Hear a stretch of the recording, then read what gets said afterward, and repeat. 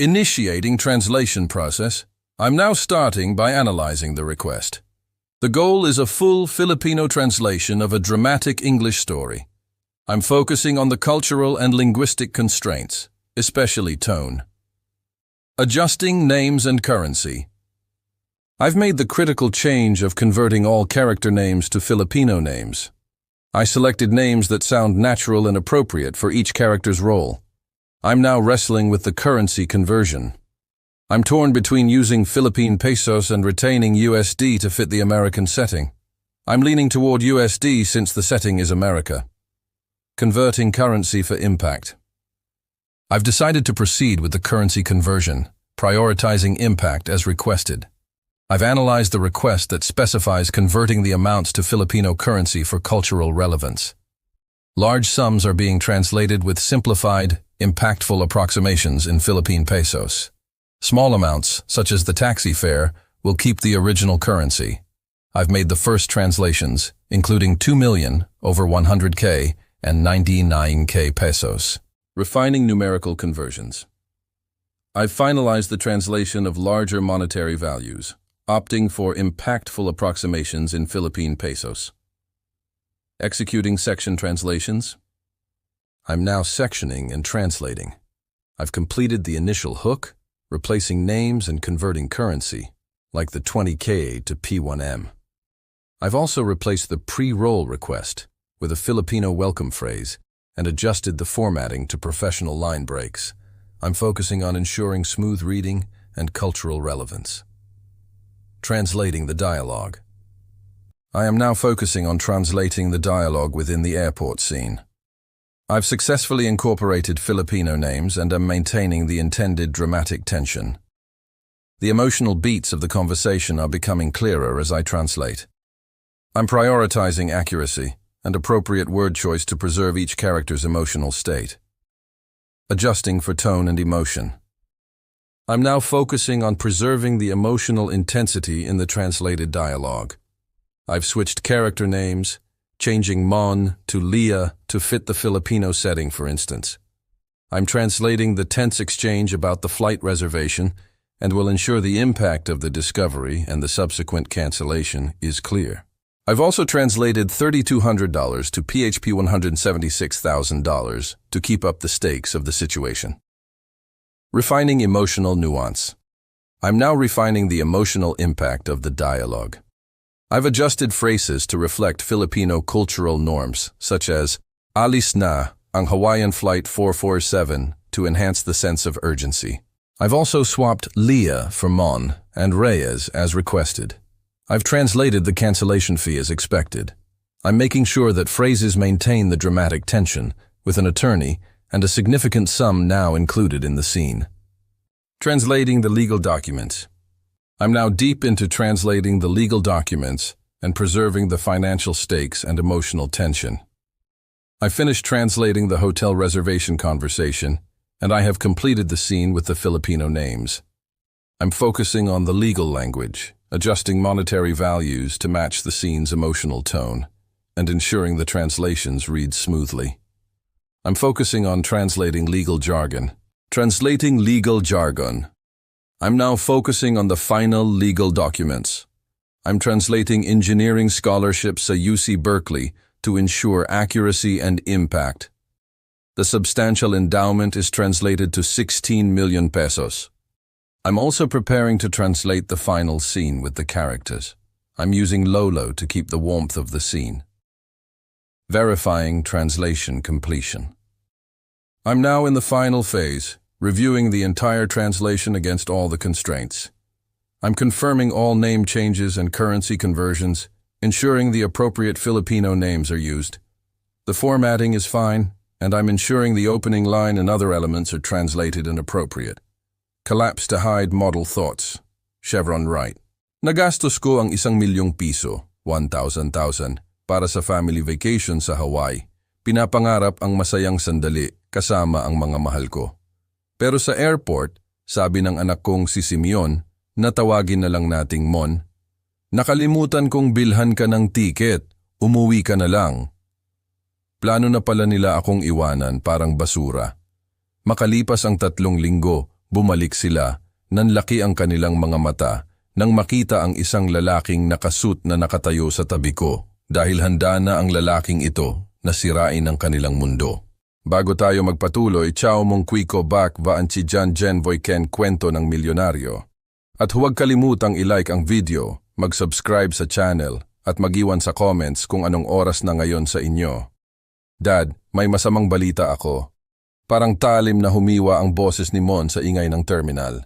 Huminto ako, tumama ang maleta ko sa binti ko, habang ang check-in counter ng Hawaiian Airlines ay abala sa mga pamilyang may malalaking bagahe at lay. Anong masamang balita? Tanong ko, kahit na may kung ano sa tono niya ang nagpakaba sa akin. Hindi siya tumitingin sa akin. Sa halip, nakatingin siya sa departure board, nakasuksok ang mga kamay sa bulsa. Nakalimutan kong bilhan ka ng tiket. Ang mga salita ay tila usok na bumabalot sa hangin. Sa paligid namin, nagmamadaling dumaan ang mga pasahero na may boarding passes, ang kanilang mga masayang kwento tungkol sa mga beach at luau, biglang naging parang panunuya. Nakalimutan mo? Napakaliit ng boses ko kaysa sa inakala ko. Mon, 3 buwan na nating pinaplano ang bakasyon na ito. Alam ko. Sa wakas ay tumingin siya sa akin, ngunit saglit lang. Sobrang daming kailangang i-coordinate at sa dami ng trabaho. Talaga? Sumulyap si Mon sa relo niya tapos sa departure gates. Pero ang totoo, malapit na ang boarding at papunta na ako sa check-in counter, hila-hila ang maleta ko. Sumabit ang gulong sa kung ano, sumakit ang balikat ko, pero nagpatuloy ako. Ito ay maaayos. Kailangang maayos. Excuse me. Tawag ko sa babae sa likod ng counter. Maayos ang kanyang asul na uniforme, propesyonal ang kanyang ngiti.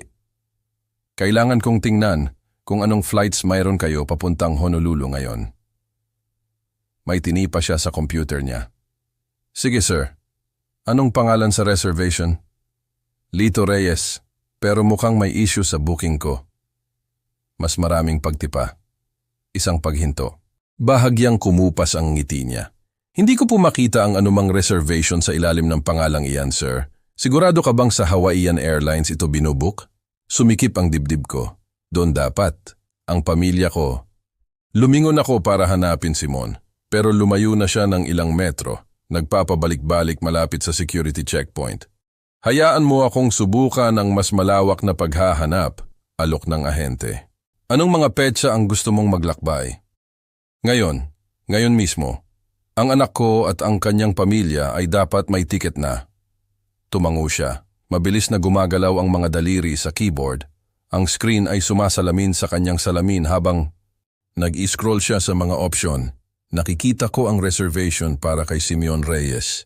Partido ng 4, aalis ng 4:15, ngunit walang Lito Reyes sa booking na iyan. Parang bahagyang tumagilid ang terminal. Imposible yan. Tingnan mo ulit. 2 beses ko nang tiningnan, sir. Gusto mo bang tingnan ko kung ano ang available sa standby? Nag-alab ang Pag-asa. Oo, kahit ano. Nalulungkot ako, ngunit puno na talaga kami ngayon. May convention sa Honolulu.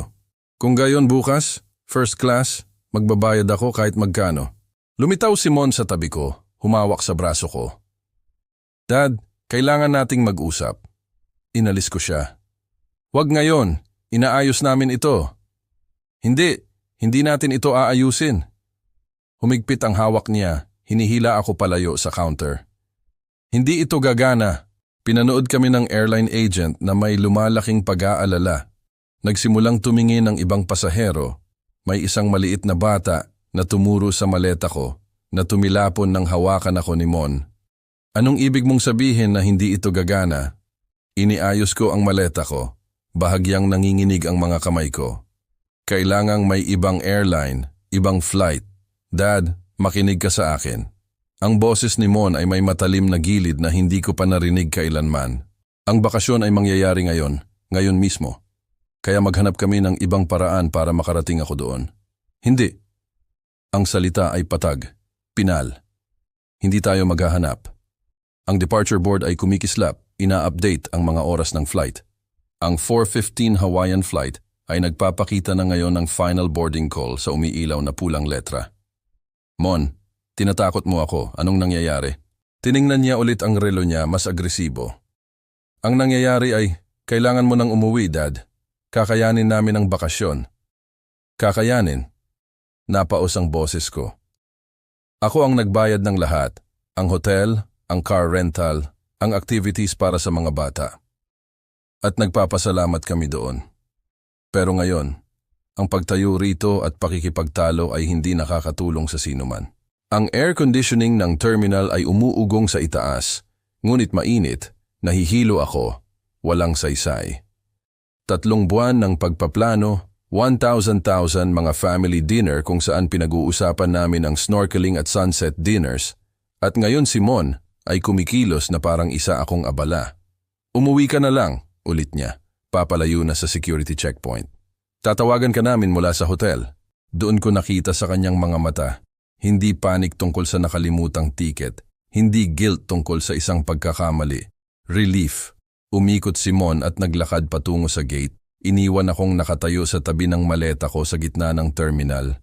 Pinapanood ang anak ko na mawala sa karamihan na parang pinaplano niya ang sandaling ito sa simula pa. Ang Hawaiian Airlines counter ay biglang naging tanging angkla ko sa isang umiikot na mundo. Lumapit ako sa parehong ahente na agad akong nakilala. Sir, naayos mo ba ang mga bagay-bagay sa pamilya mo? Sa totoo lang, kailangan kong ipacheck sa iyo ang isang bagay. Ang boses ko ay mas matatag kaysa sa nararamdaman ko.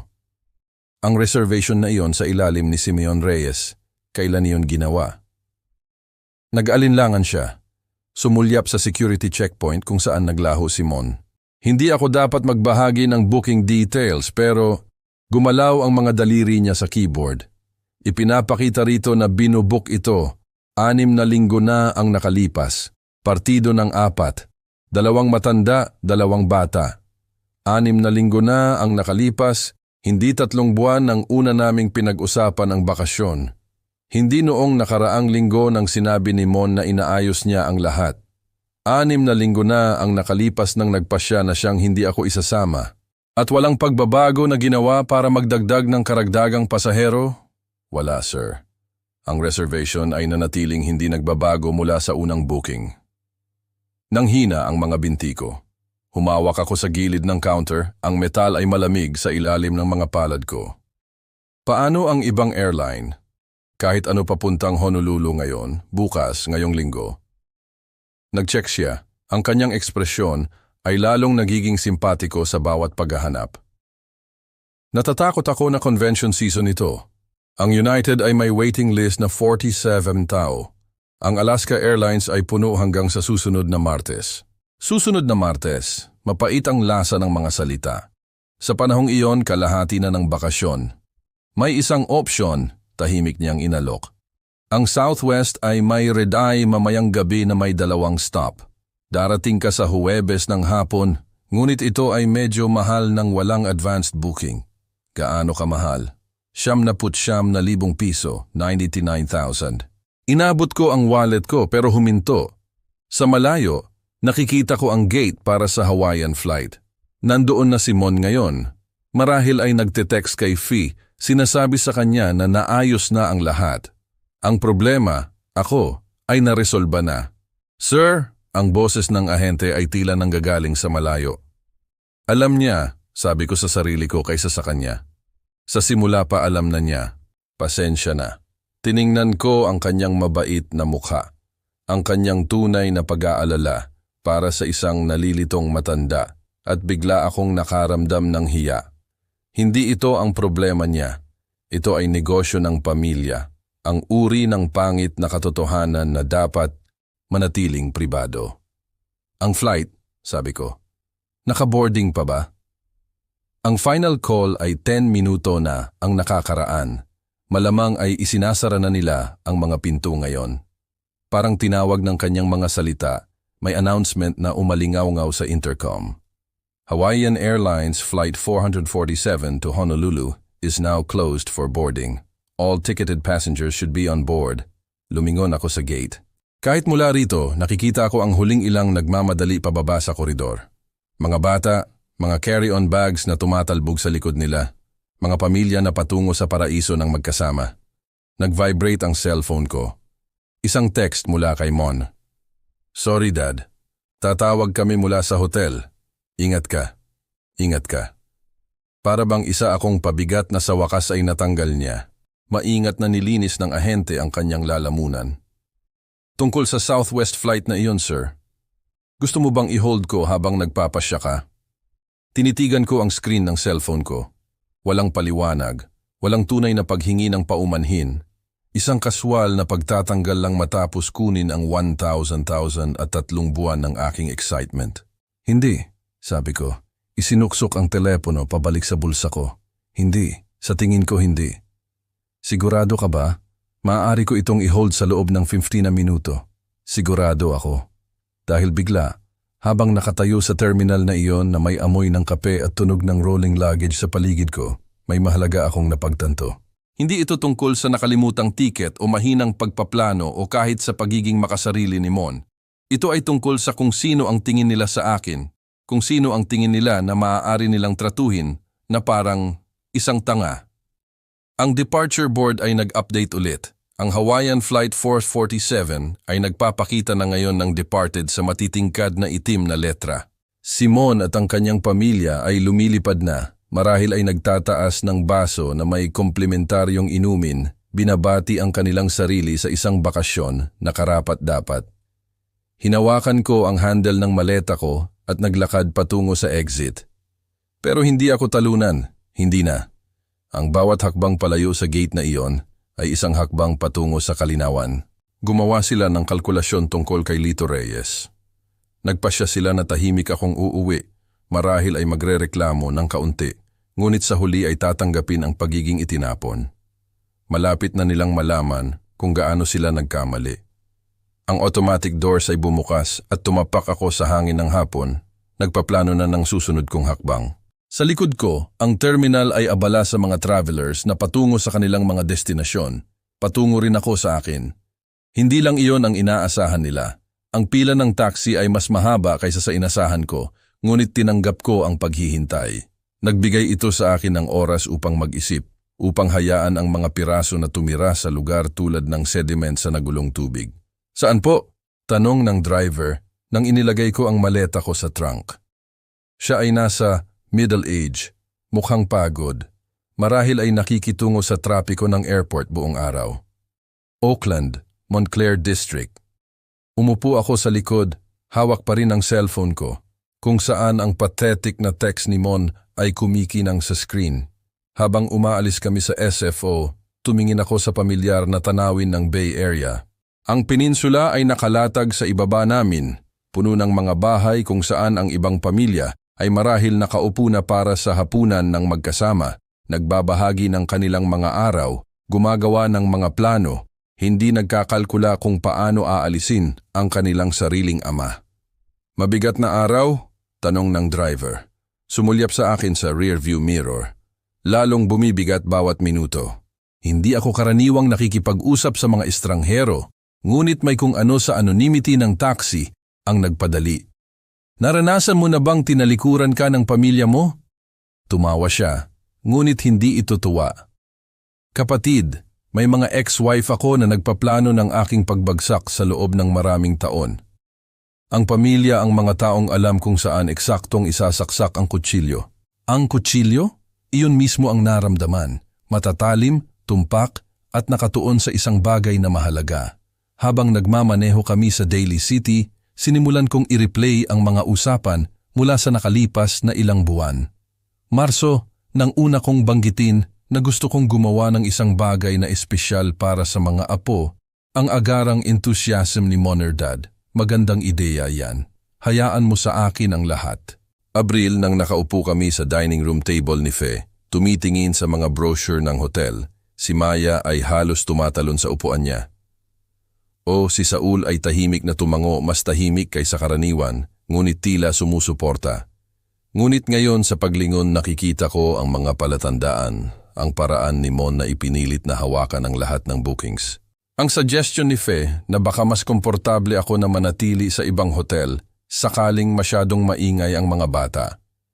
Ang komento ni Perla tungkol sa kung paano mas gusto ng mga matatanda ang iba't ibang activities. Kinondisyon na nila ako na asahan ang paghihiwalay sa simula pa. Alam mo kung ano ang pinakamasakit? Sabi ko sa refleksyon ng driver. Ano iyon? Akala nila tatanggapin ko lang. Magpapanggap na patay. Nagpaplano ka bang patunayan na mali sila? Tiningnan ko ang Bay Bridge na papalapit. Ang mga kable nito ay nagpuputol ng geometric patterns laban sa hapon. Ako ay 68 taong gulang. Nagtrabaho ako ng 43 taon bilang isang engineer. Nagpalaki ako ng isang anak na sa tingin niya ay isa akong tanga. Ngunit, hindi ako nabuhay ng matagal sa pamamagitan ng pagpapaubaya. Natapakan ako ng mga tao. Tumawa ang driver. Ngayon, nakakaintindi ka. Nag-vibrate ulit ang cellphone ko. Isa pang text, sa pagkakataong ito mula kay Fe. Pasensya na sa mix-up, Dad Reyes. Bibigyan ka namin ng magandang pasalubong mula sa Hawaii. Mix-up? Para bang isang clerical error sa halip na isang sinadya na pagtataksil. Naisip ko ang 1,000,000 na inilipat ko sa account ni Mon-anim na linggo na ang nakalipas para sa bakasyon. Sabi niya, mas madali mag-book ng lahat mula sa isang source. Gaano kadali akong nagtiwala sa kanya, gaano ako kumpletong nilaro. Ngunit habang lumalabas kami sa Highway 24, patungo sa aking walang laman na bahay sa Burol, may nagbago sa loob ko. Ang sakit ay nandoon pa rin, matalim at sariwa. Ngunit sa ilalim nito ay may isang bagay na mas matigas, isang bagay na nagtatayo ng presyon tulad ng tubig sa likod ng isang dam. Gusto nila akong tratuhin tulad ng isang doddering old man na maaaring itapon kapag maginhawa. Gusto nilang kunin ang pera ko at alisin ako sa bakasyon ng sarili kong mga apo. Fine. Ngunit malapit na nilang matuklasan na ang matandang lalaki na ito ay may ilang galaw pa. Tumigil ang taxi sa driveway ko habang nagsisimulang lumubog ang araw sa likod ng Oakland Hills. Ang bahay ay eksaktong hitsura ng iniwan ko 3 oras na ang nakakaraan. Maayos, tahimik, handa para sa isang linggong pagkawala. Ngunit hindi ako ang parehong tao na nag-lock ng pintuan na yon na may excitement at pag-asa. Iyan ay 2,600, sabi ng driver. Inabot ko sa kanya ang 3,300. Keep the change at salamat sa pag-uusap. Anuman ang plano mo, sabi niya na nakangiti. Sana ay nararapat sila. Habang pinapanood ko ang kanyang mga taillights na nawawala sa kalye, kinuha ko ang cellphone ko at nag-scroll sa isang numero na hindi ko tinawagan sa loob ng maraming buwan. Atarja Ricardo Carding Halili, ang abogado ko. Kung gusto ni Mon na maglaro ng laro gamit ang 1,000,000, maglalaro kami ng laro. Ngunit una may kailangan akong gawing research. Ang susi ay umikot sa pintuan ko na may parehong pamilyar na click. Ngunit ang lahat ay naiiba na ngayon. Hinila ko ang maleta ko sa threshold. Ang mga gulong nito ay sumabit sa doormat na binili namin ni Marta 20 taon na ang nakakaraan. Bahay kung saan plano kong mag-impake para sa Hawaii ngayong gabi sa halip na mag-unpack mula sa wala. Nagpalit ako ng komportabling cardigan at lumang cotton pants, ang uri na laging sinasabi ni Mon na nagpapamukha sa akin bilang isang lumang propesor. Ngayong gabi, angkop iyon, may study akong gagawin. Ang opisina ko ay eksaktong hitsura ng iniwan ko kaninang umaga. Ang oak desk ni Marta ay nakaposisyon sa tabi ng bintana. Ang mga filing cabinet ay nakahanay sa dingding na parang mga sundalo. Lahat ay organisado. Lahat ay nasa lugar, hindi tulad ng pamilya ko. Ang vacation folder ay nakaupo sa pangalawang drawer. Ang tab ay may label na Hawaii 2025 sa aking maingat na sulat kamay. Kinuha ko ito at inilatag ang mga nilalaman sa ibabaw ng leather desk. 23 dokumento, bawat isa ay kumakatawan sa isa pang piraso ng aking tiwala na sistematikong ipinagkanulo.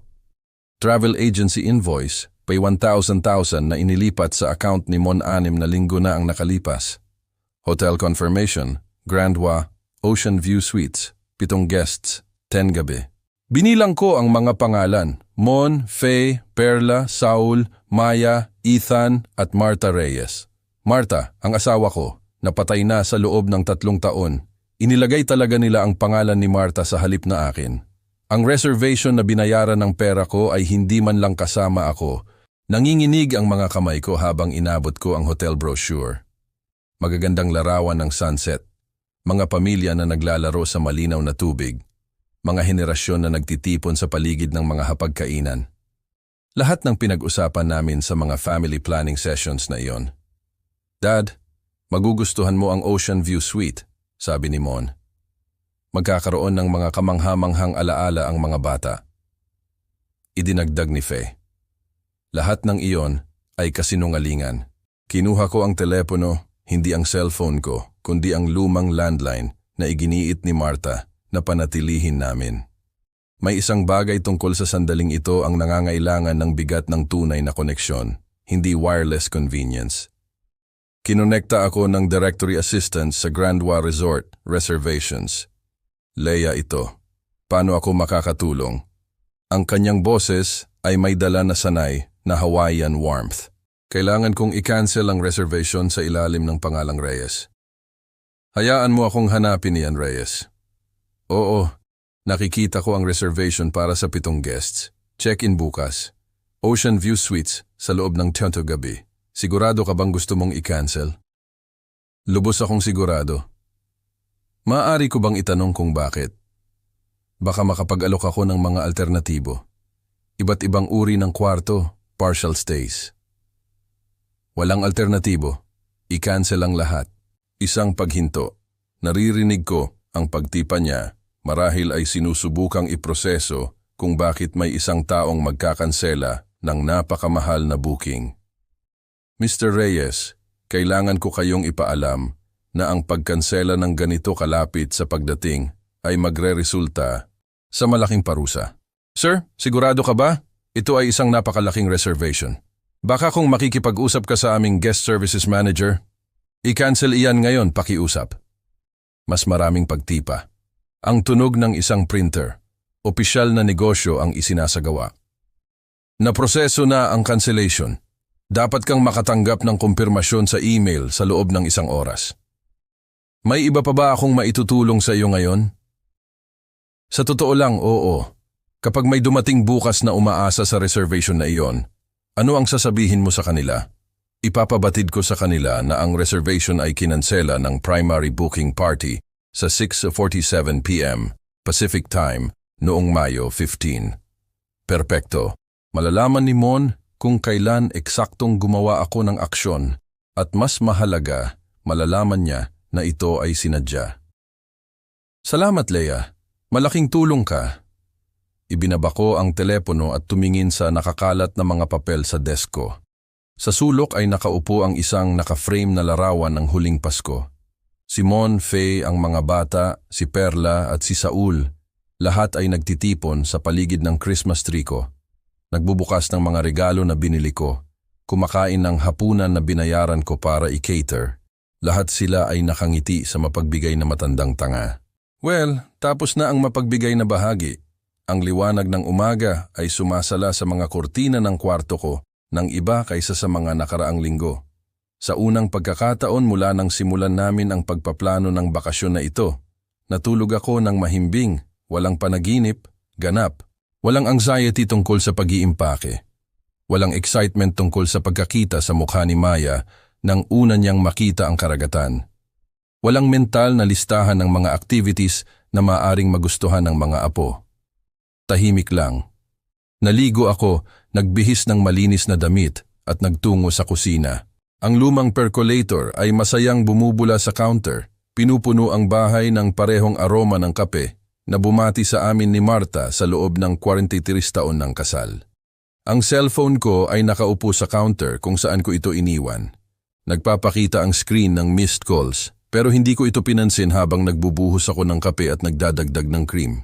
Ang ilang mga pag-uusap ay nangangailangan ng tamang paghahanda. Sa wakas, kinuha ko ang device. 56 missed calls, lahat mula sa parehong Hawaii number. Ang call log ay nagkukuwento ng mas mahusay kaysa sa anumang nobela. 11:47 p.m. oras sa Hawaii, pagkatapos ay 11:22.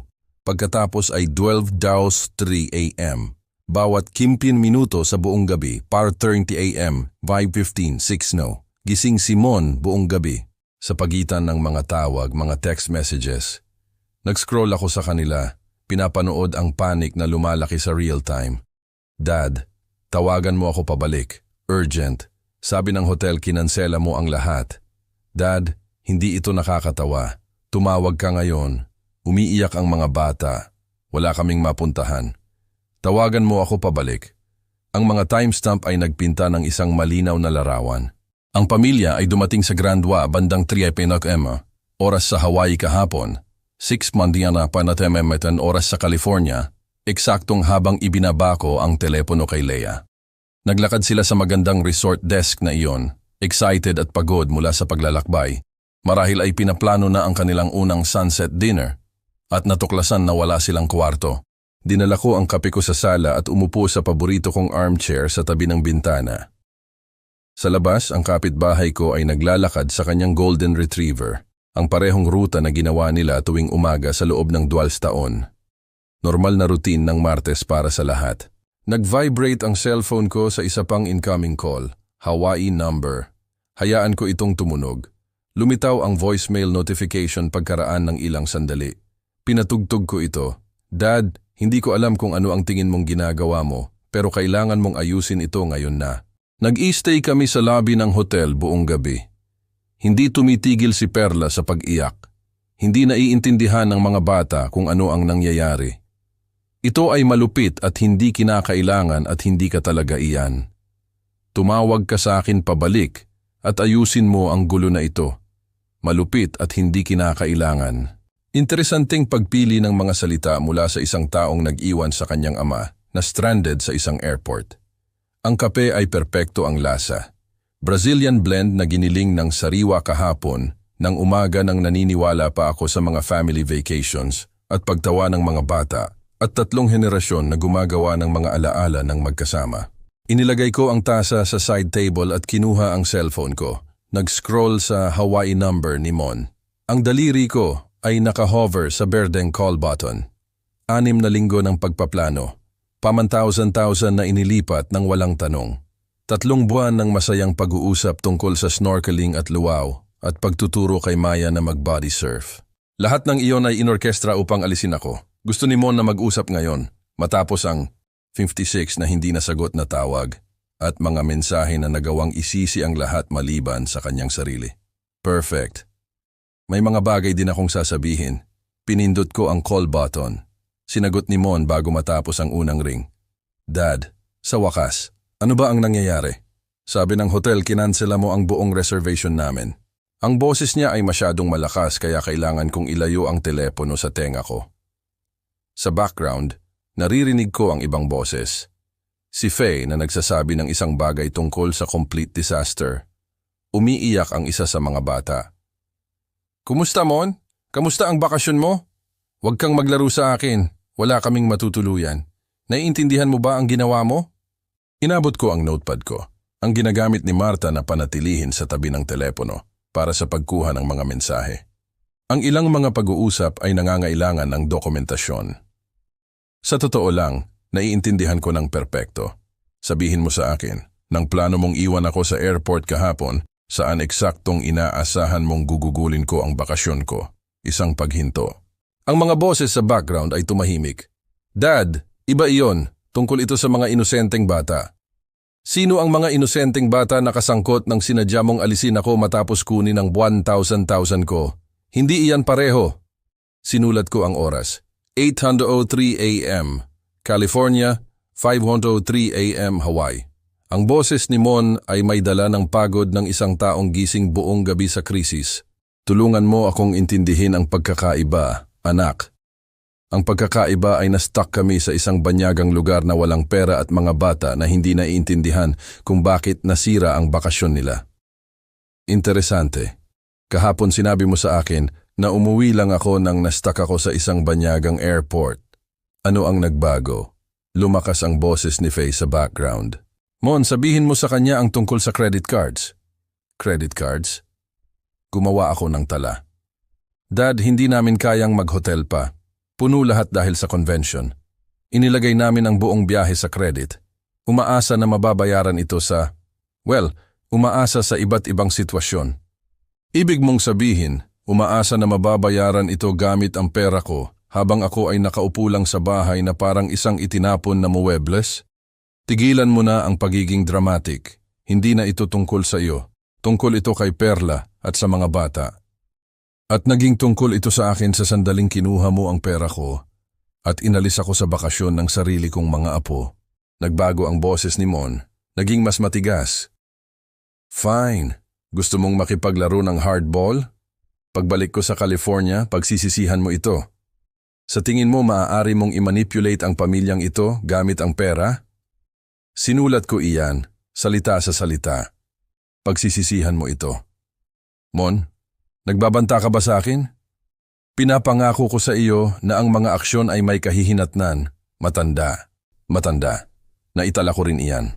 Tama ka tungkol sa mga kahihinatnan. Halimbawa, ang kahihinatnan ng pagtataksil sa tiwala ng isang tao ay na humihinto sila sa pagtitiwala sa iyo. Ito ay katawa-tawa. Pinarurusahan mo ang mga bata dahil nasaktan ang damdamin mo. Tinuturuan ko ang mga matatanda na ang pagnanakaw ng 1,000,000 at pag-abandona sa mga miyembro ng pamilya ay may mga repercussion. Hindi kami nagnakaw ng anuman. Ibinigay mo sa amin ang pera na iyon para sa isang family vacation na sa kahulugan ay kasama ang pamilya. Katahimikan maliban sa boses ni Perla sa malayo, may sinasabi tungkol sa never should have listened at this is a disaster. Sinubukan ni Mon ang ibang paraan. Dad, tingnan mo. Baka hindi namin hinawakan ng maayos ang mga bagay-bagay kahapon. Pero ngayon, kailangan nating mag-focus sa pag-aayos ng sitwasyon. Maaari mo bang tawagan ang hotel at hindi? Anong ibig mong sabihin na hindi? Ang ibig kong sabihin ay ang salitang hindi, Mon. Iyan ang dapat mong narinig kahapon nang iminungkahi mo na umuwi lang ako at mamiss ang bakasyon ng sarili kong mga apo. Ito ay baliw. Kumikilos ka na parang isang mapaghiganti. Ibinaba ko ang telepono. Ang sala ay naging perpektong tahimik pagkatapos ng pagsigaw ni Moning sa labas. May isang hummingbird na umaaligid malapit sa lumang feeder ni Marta. Ang mga pakpak nito ay isang berdeng blur laban sa liwanag ng umaga. Tiningnan ko ang notepad ko. Mga banta, insulto, financial admissions. Zero accountability. Agad na tumunog ulit ang telepono ko. Hawaii number. Pinatay ko ito at tinapos ang kape ko. Pinapanood ang hummingbird na nagnanavigate sa pagitan ng mga bulaklak na may layunin at katumpakan. Ang ilang mga aralin ay hindi maaaring ituro sa pamamagitan ng mga salita. Tinitigan ko ang notepad ko kung saan ang mga banta ni Mon ay nakatingin sa akin sa itim na tinta. Pagsisisihan mo ito, matanda. Ang mga salita ay mukhang mas pangit na nakasulat kaysa sa tunog nila sa telepono.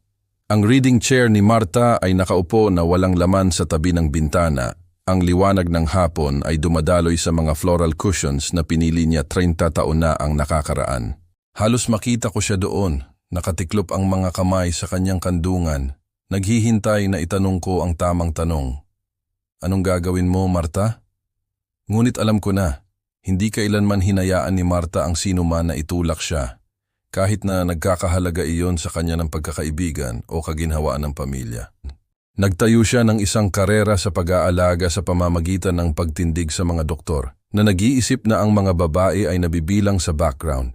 Minsan ang kabaitan ay nagkakamali para sa kahinaan. Sabi niya, "Huwag mong hayaan na malito ng mga tao ang dalawa lito." Naging mabait ako kay Mon sa buong buhay niya. Binayaran ang tuition niya sa kolehiyo nang nahihirapan siya sa mga grado.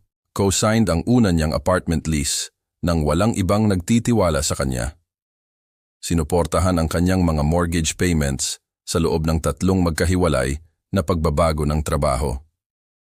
Pondo para sa mga family vacations, school supplies para sa mga apo, medical bills ng kailangan ni Faye ng operasyon, kabaitan. Lahat ng iyon ay binigyang kahulugan bilang kahinaan. Ang opisina ko ay naramdaman ng iba ngayon, parang sagradong lupa kung saan ginagawa ang mahahalagang desisyon. Binuksan ko ang filing cabinet na inorganisa ni Marta ng perpekto. Bawat folder ay may label sa kanyang maingat na sulat kamay. Ang financial family support ay naglalaman ng ebidensya ng 20 taon ng pagiging mapagbigay, mga bank statement na nagpapakita ng buwanang transfers sa mortgage company ni Mon, resibo para sa violin lessons ni Maya at soccer equipment ni Ethan, medical bills na tahimik kong binayaran ng kailangan ni Perla ng kanyang hip replacement, college fund contributions, mga regalo sa kaarawan, Christmas bonuses na disguised bilang mga loan na hindi na binalik. Natagpuan ko ang business card ni Atayang Carding Halili na nakasuksok sa likod ng emergency contact list ni Marta. Harland and Associates, Estate Planning and Family Law. Nagtrabaho kami nang magkasama nang mamatay si Marta. Hinahawakan ang kanyang mga bagay-bagay na may uri ng propesyonal na katumpakan na nagpapadali sa mga mahihirap na panahon. Naiintindihan ni Atayang Carding ang bigat ng mga obligasyon ng pamilya. Maiintindihan din niya kapag ang mga obligasyon na iyon ay naging exploitation. Ang investment portfolio ko ay nakaupo sa ilalim na drawer. Ang mga statement ay nagpapakita ng maingat na akumulasyon ng 43 taon sa engineering. Real estate appreciation, retirement accounts, savings bonds, stock options mula sa mga tech companies na kinonsulta ko matapos ang opisyal na pagretiro. Walang ideya si Mon kung gaano karami ang malapit na niyang mawala. Ang araw ng hapon ay humihilig na ngayon, nagtatapon ng mahabang anino sa desk ko. Sa isang lugar sa Hawaii, ang anak ko ay marahil ay sinusubukan pa rin na malaman ang mga alternatibong tirahan. Naniniwala pa rin na ito ay pansamantalang frustration na maaari niyang i-manipulate gamit ang tamang kombinasyon ng guilt at intimidation. Malapit na siyang matuto ng pagkakaiba sa pagitan ng temporary at permanent. Inabot ko ang telepono. Ang card ni Atayang Carding ay matatag sa kabilang kamay ko. Ang mga numero ay naramdaman na makabuluhan habang nagdadial ako, parang mga coordinate para sa isang destinasyon na iniiwasan ko sa buong buhay ko. Ang hustisya ay hindi pareho ng paghihiganti. Iyan din ang itinuro sa akin ni Marta. Ang paghihiganti ay emosyonal, magulo, sa huli ay hindi nakakabusog. Ang hustisya ay malinis, proportional, edukasyonal. Gusto ni Mon na makipaglaro ng hardball. Perpekto. Nagastos ako ng 4 na dekada sa corporate negotiations kasama ang mga lalaki na nag-iisip na ang engineering degrees ay nagpapalambot sa iyo. Wala sa kanila ang gumawa ng pagkakamaling iyon ng 2 beses. Tumunog ang telepono ng 1 beses, 2 beses. Sinagot ng receptionist ni Atayang Carding na may professional na warmth. Harland and Associates, paano ako makakatulong? Opisina ito ni Atayang Carding Halili, si Jennifer ito. Lito Reyes ito. Kailangan kong mag-schedule ng isang urgent consultation kay Carding tungkol sa estate planning. Ang appointment ay itinakda para bukas ng hapon. Masarap ang tulog ko ng gabing iyon kaysa sa simula nang magsimula ang gulong ito. Gumising ako na refreshed at clear-headed para sa biyahe papuntang San Francisco. Ang opisina ni Atayang Carding ay sumasakop sa ika-15 palapag ng isang glass tower na nakatanaw sa bay. Lahat ay polished marble at mamahaling wood paneling. Ang uri ng espasyo na nagcha-charge kada oras at naghahatid ng mga resulta na sulit sa bawat sentimo. Lito, pasok! Tumayo si Atayang Carding para batiin ako. Ang kanyang handshake ay matatag at nakakapanatag. Sa edad na 55, dinala niya ang kanyang sarili na may kumpiyansa ng isang taong nagastos ng mga dekada sa paglutas ng mga komplikadong problema ng ibang tao.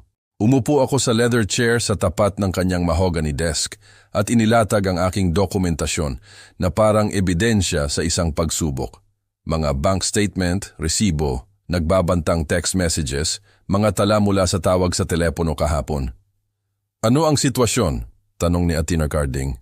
Inabot ang isang legal pad. Ipinakita sa akin ng anak ko kung sino talaga siya.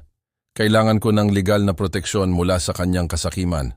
Ang kwento ay lumabas ng methodically, chronologically, ang planong family vacation, ang sinadya na pag-alis ni Mon sa airport, ang pagkansela ng hotel, 56 na desperadong tawag sa telepono, at sa wakas ang mga pangit na banta nang napagtanto niya na hindi ako mamamanipulate.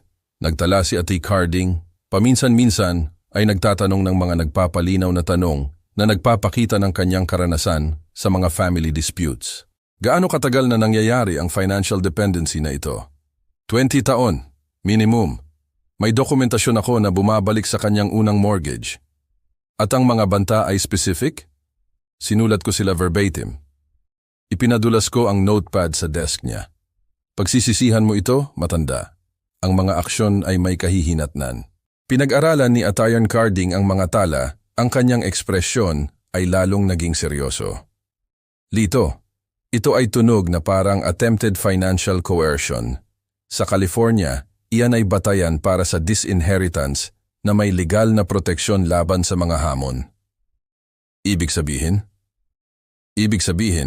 kung pipiliin mong baguhin ang iyong will, maaari namin itong i-structure upang makayanan ang anumang pagtatangka ni Mon na tutulan ito sa korte. Ang relief ay naramdaman na physical, parang paglalagay ng isang bigat na dinadala ko nang hindi ko namamalayan. Gusto kong lubos siyang maalis, sabi ko. Lahat ng binuo ko ay mapupunta sa mga organisasyon na gagamitin talaga ito para sa kabutihan. Binuksan ni Atish Carding ang kanyang computer at hinugot ang mga estate planning templates. Hayaan mo akong gabayan ka sa mga opsyon. Maaari tayong magtatag ng isang bagong will na may charitable beneficiaries, kasama ang specific language tungkol sa kung bakit inalis si Mon. Sa loob ng susunod na oras, tinalakay namin ang mga detalye. Ang Oakland Children's Education Foundation ay tatanggap ng 22 milyong piso, P22,000. Ang engineering scholarships sa UC Berkeley ay makakakuha ng substantial endowment na 16 na milyong piso, 16,000. Lokal na senior services, community development programs, veterans assistance, mga causes na mahalaga na pinapatakbo ng mga taong nakakaintindi ng stewardship. Ang dokumentasyon na ibinigay mo ay nagpapakita ng isang malinaw na pattern ng financial exploitation, sabi ni Attorney Carding. Sinusuri ang aking mga bank statement. Kasama ang nagbabantang wika, mayroon tayong matibay na batayan para sa disinheritance. Gaano katagal ito aabutin? Maaari akong magkaroon ng mga dokumento na handa para sa signature sa susunod na linggo. Kakailanganin natin ng mga saksi, notarization, at inirerekomenda ko ang isang video recording ng pagpirma upang idokumento ang iyong mental competency. Kahit ano pa ang kailangan. Sumandal si Attorney Carding sa kanyang upuan, tinitigan ako ng may maingat na atensyon ng isang taong tinitiyak na naintindihan ng kanyang kliyente ang mga implikasyon. Lito, ito ay permanent. Kapag naisagawa, ito ay fundamentally na magbabago ng iyong mga relasyon sa pamilya. Nagbago muna sila, sabi ko. Ginagawa ko lang itong opisyal. At sigurado ka ba tungkol dito? Walang pangalawang pag-iisip tungkol sa mga apo. Naisip ko sina Maya at Ethan, ang kanilang inosenteng mukha sa mga family dinners na pinunduhan ko, mga birthday parties na ginawa kong posible. Ang mga bata ay mas mapaglilingkuran ng mga scholarship programs kaysa sa pagmamana ng pera na kukontrolin ng kanilang ama. Tumango si Attorney Carding tila nasisiyahan sa aking pangangatwiran. Kung gayon, magpatuloy tayo. Magdadraft ako ng mga komprehensibong dokumento na aalisin si Mon ng buo habang pinoprotektahan ang iyong mga kagustuhan mula sa legal na hamon. Nagkamayan kami habang nagtatapos ang pulong. Ang kanyang hawak ay naghahatid ng parehong profesional na kakayahan at personal na pag-unawa. Tatawagan kita kapag handa na ang lahat para sa signature. Naglakad pabalik sa marble lobby, naramdaman kong mas magaan ako kaysa sa loob ng maraming taon. Ang batas ay nasa panig ko, ang hustisya ay ihahatid. At sa wakas ay matututunan ni Mon na ang mga aksyon ay talagang may kahihinatnan. Ang linggong iyon ay lumipas ng mapayapa, puno ng uri ng routine na pinabayaan ko sa loob ng mga buwan ng pagpaplano ng bakasyon. Mga lakad sa umaga sa paligid ng aking kapitbahayan sa Oakland. Hapon na pagbabasa sa upuan ni Martha. Hapunan na inihanda ng walang pagmamadali upang i-accommodate ang mga tawag sa telepono o pagbisita ng pamilya. Wala nang patuloy na pagsuri sa telepono ko para sa mga update mula kay Mon tungkol sa mga travel arrangements. Wala nang pagtataka kung magugustuhan ni Perla ang mga restaurant reservations na ginawa ko o kung kailangan ni Saul ng iba't ibang activities para sa kanyang arthritis. Tahimik lang, maayos na mga araw habang inihanda ni Attorney Carding ang mga legal na dokumento na magbabago sa lahat. Biyernes ng hapon, tumunog ang telepono ko. Opisina ni Attorney Carding. Lito, handa na ang mga dokumento. Maaari ka bang pumasok sa Lunes para sa pagpirma? Oo naman. Para lang kumpirmahin, nakatuon ka pa rin sa mga pagbabagong ito. Mas higit pa. Natagpuan ako ng Lunes ng umaga, pabalik sa opisina ni Attorney Carding sa downtown, ngunit sa pagkakataong ito ang conference room ay may karagdagang tao.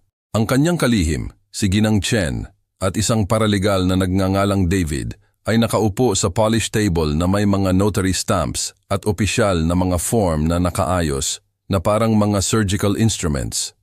Ito ay isang formal na will execution, paliwanag ni Atay Sir Carding, umupo sa kanyang upuan.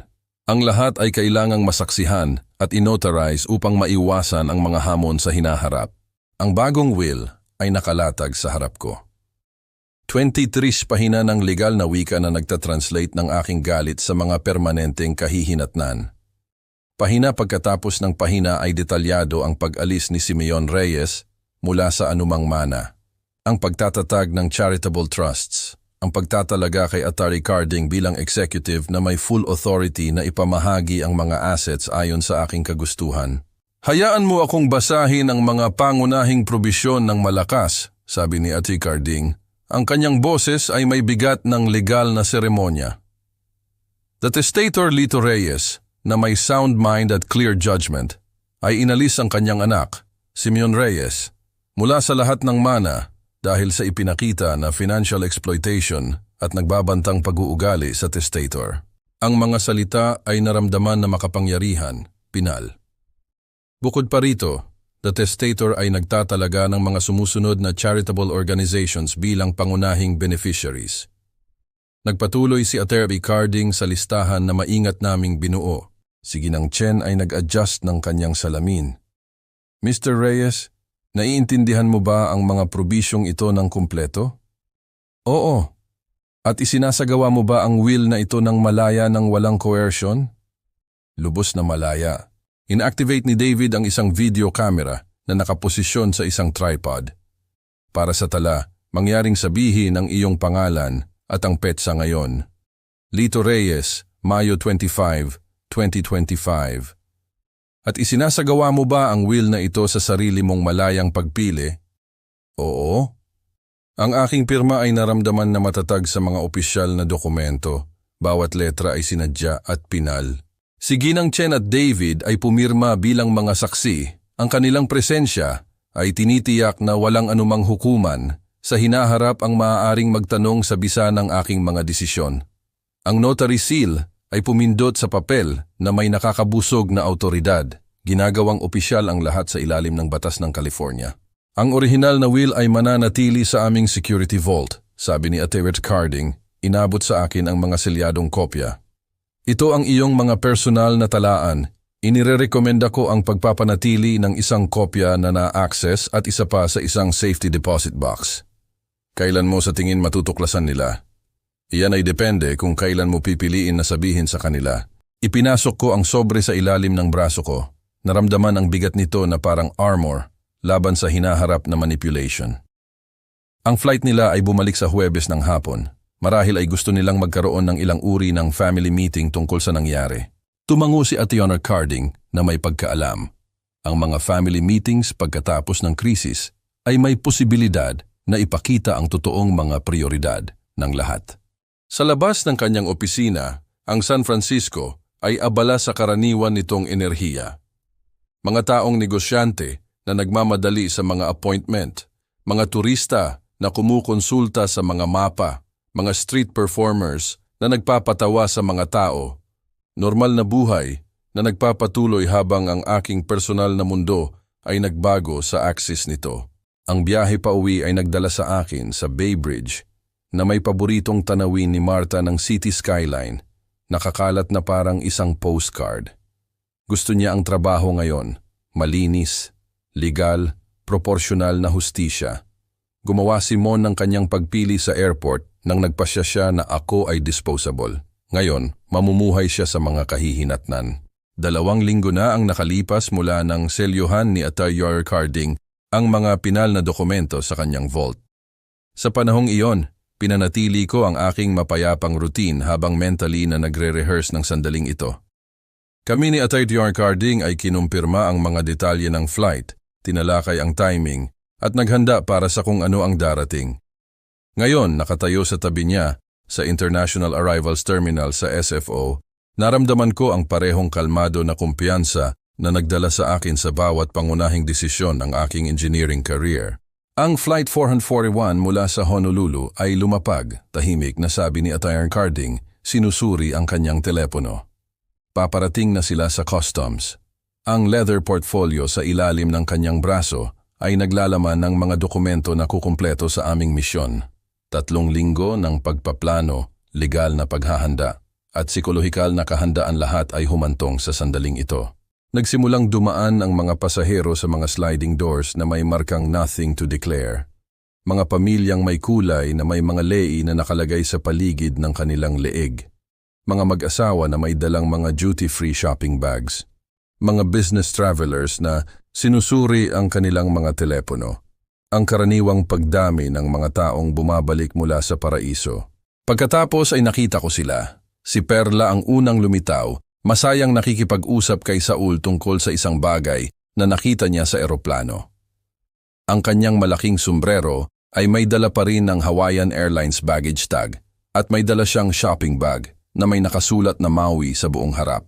Tahimik na sumunod si Saul, nagtutulak ng 2 malalaking maleta. Ang kanyang mukha ay nagpapakita ng pasensya at pagod ng isang taong nakinig sa mga kwento ng paglalakbay sa loob ng X na oras. Sa likod nila si Faye at ang mga bata, at si Maya ay may suot na damo na skirt sa ibabaw ng kanyang shorts at may hawak na plastic na ukulele, habang si Ethan ay may lei ng peking mga bulaklak sa paligid ng kanyang leeg. Ang parehong mga bata ay mukhang pagod ngunit excited, sinusuri ang karamihan para sa mga pamilyar na mukha. Simon ang huling lumabas, sinusuri ang kanyang telepono na may distracted air ng isang taong sinusubukang kumonekta ulit sa buhay sa mainland. Ang kanyang Hawaiian shirt ay nakabitin na maluwag sa kanyang khaki shorts, at gumalaw siya na may relax na swagger ng isang lalaki na nag-iisip na ang kanyang mga problema ay nasa likod niya. Saka ako nakita ni Maya. Lolo! Tumakbo siya palayo sa grupo at patungo sa akin.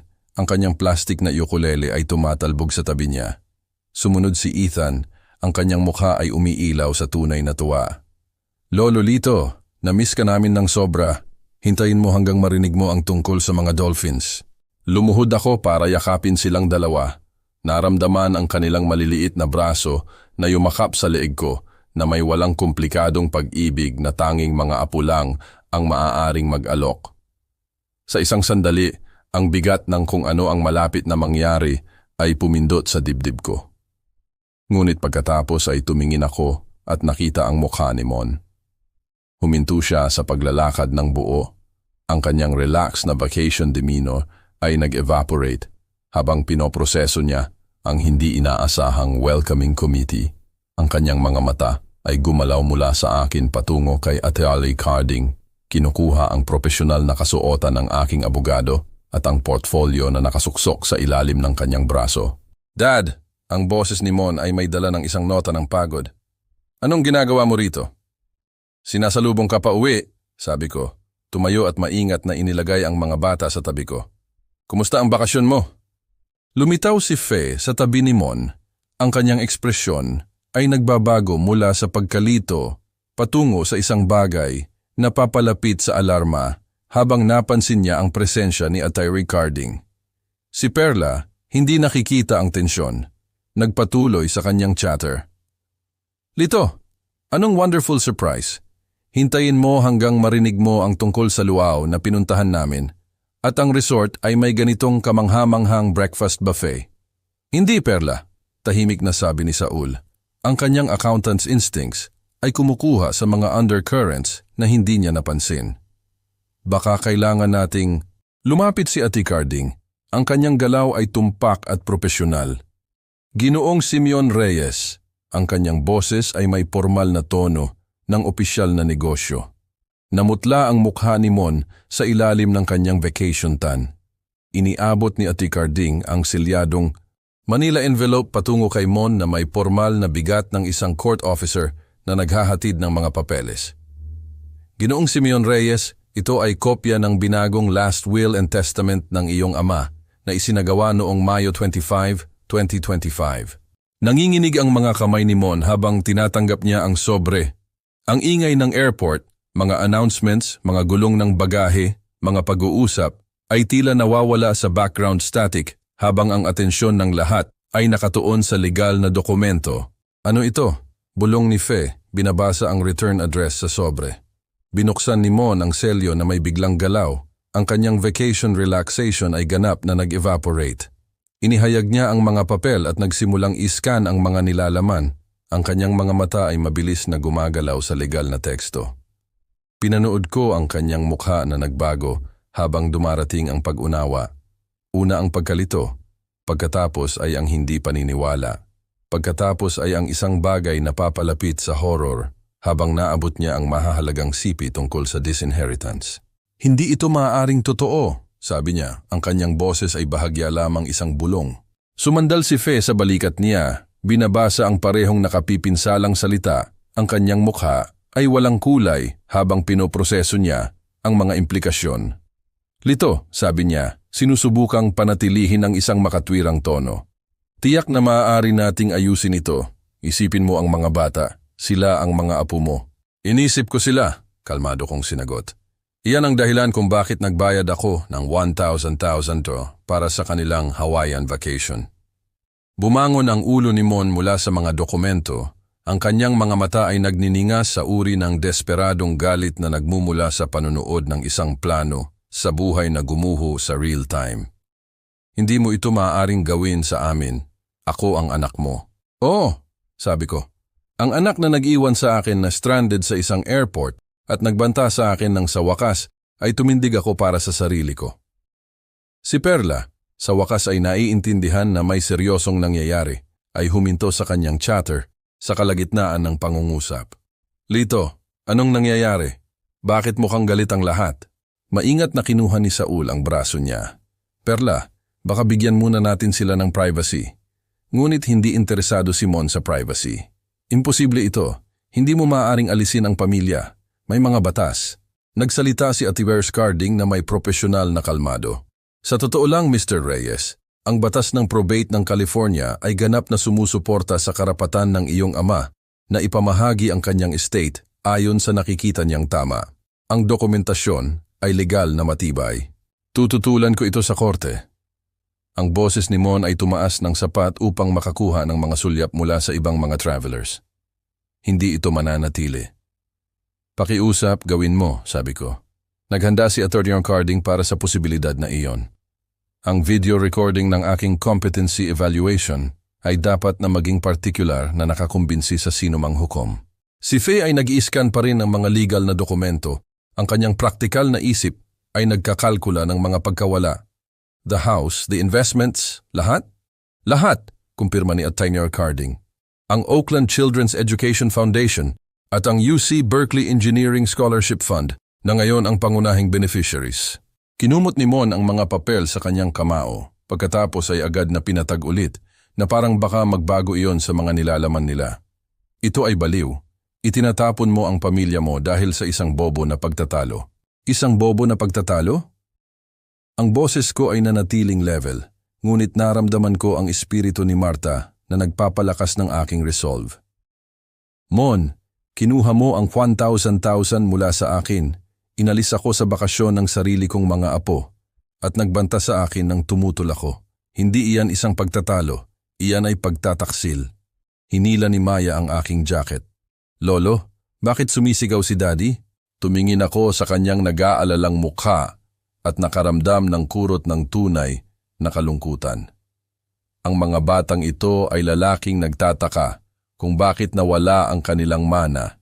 Hindi nauunawaan na ang kasakiman ng kanilang ama ang nagdulot sa kanila ng kanilang kinabukasan. Minsan ang mga matatanda ay gumagawa ng mga pagkakamali na may malalaking kahihinatnan, sabi ko sa kanya ng maingat.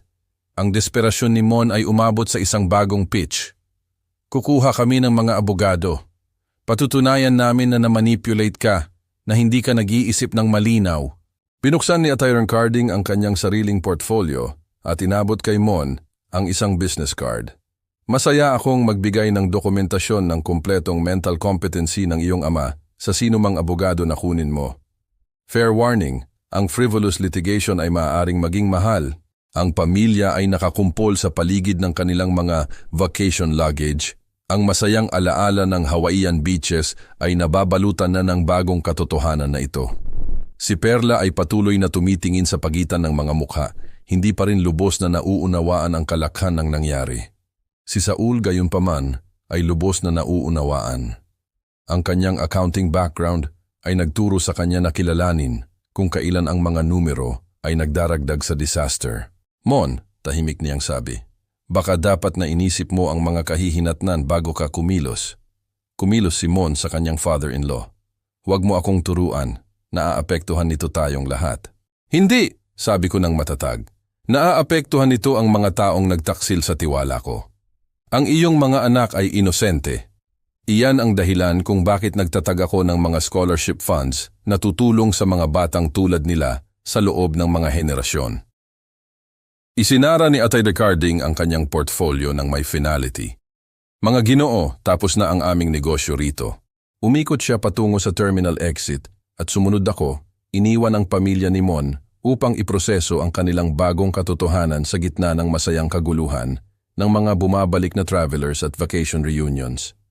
Sa likod namin, naririnig ko ang boses ni Mon na tumatawag sa amin. Sinusubukan pa ring makipagnegosasyon. Hindi pa rin matanggap na ang ilang mga kahihinatnan ay permanent.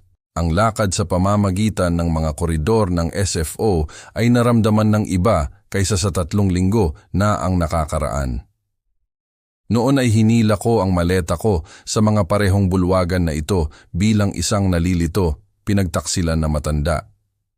Ngayon naglakad ako sa tabi ng aking abogado bilang isang taong nakabawi ng kanyang dignidad sa pamamagitan ng may prinsipyo na aksyon.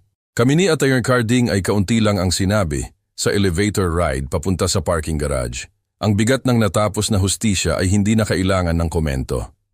Nangyari iyan eksakto, ayon sa plano. Sa wakas ay sabi ni Atay Carding nang naabot namin ang kanyang kotse. Mas mahusay, sagot ko. Ipinakita ni Mon ang kanyang totoong karakter ng perpekto. Walang hukom ang magbabaligtad ng will pagkatapos marinig ang mga bantang iyon. Ang biyahe pa uwi ay nagdala sa amin sa Bay Bridge habang lumulubog ang gabi sa San Francisco. Ang mga ilaw ng lungsod ay sumasalamin sa tubig sa mga pattern na laging minamahal ni Marta at naramdaman ko ang kanyang presensya na aprobado ng trabaho ngayon. Alam mo na susubukan nilang tutulan iyan, sabi ni Ate Carding habang nagnanavigate kami sa trapiko ng Oakland. Hayaan mo sila. Bawat abogado na kukunin nila ay sasabihin sa kanila ang parehong bagay na sinabi mo sa akin. Ang dokumentasyon ay matibay. Huminto si Atay Carding sa aking driveway habang ang automatikong ilaw ng porch ay kumikislap. Ang bahay ay eksaktong hitsura ng kaninang umaga, ngunit ang lahat ay naramdaman na nagbago sa pamamagitan ng pagkumpleto ng hustisya. Nagkamayan kami sa tabi ng kanyang kotse. Salamat, Carding. Ginawa mong posible ito. Ginawa mo ang mahirap na trabaho, Lito. Ang pagtindig para sa sarili mo ay nangailangan ng tunay na tapang. Matapos mawala ang kanyang mga taillights sa kalye, binuksan ko ang aking pintuan at tumapak sa tahimik na santuwaryo ng aking tahanan. Ang pamilyar na amoy ng furniture polish at ang malayo na tik ng grandmother clock ni Marta ay sumalubong sa akin pabalik. Sa kusina, naghanda ako ng isang simpleng hapunan. Scrambled eggs, toast, isang tasa ng tsaa. Hindi na kailangan na i-accommodate ang kagustuhan o schedule ng iba. Pagkain lang na nagustuhan ko, kinain sa sarili kong bilis. Ang ilaw ng gabi ay humilig sa pamamagitan ng mga bintana ng dining room habang kumakain ako. Nagpapaliwanag ng mga larawan ng pamilya na nakahanay sa mantelpiece. Ang pagtatapos ni Mon sa kolehiyo, ang kasal niya kay Fe, mga larawan ng mga apo sa iba't ibang edad. Pamilya pa rin sila, ngunit ngayon maaari ko silang tingnan ng walang kirot ng pagtataksil.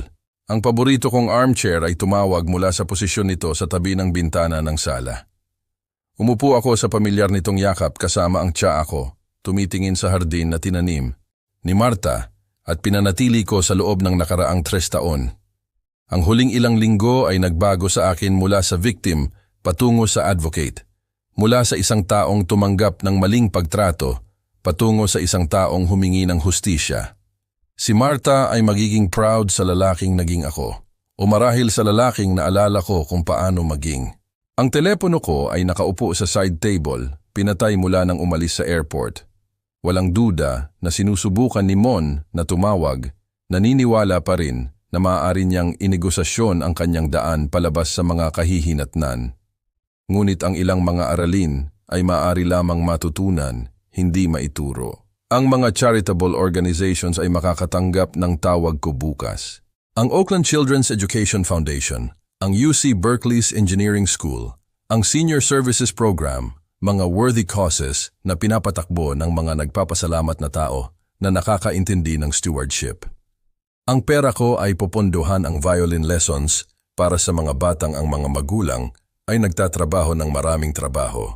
Magbabayad ito para sa mga engineering textbooks para sa mga estudyante na hindi kayang bayaran ang mga ito. Magbibigay ito ng pagkain at companionship para sa mga senior na nakalimutan ng kanilang mga pamilya. Tunay na kabutihan sa mundo, sa halip na pundohan ang mas maraming bakasyon na aalisin ako. Lumubog ang araw sa likod ng mga burol ng Oakland, pinipinturahan ang aking sala sa mga shade ng ginto at amber.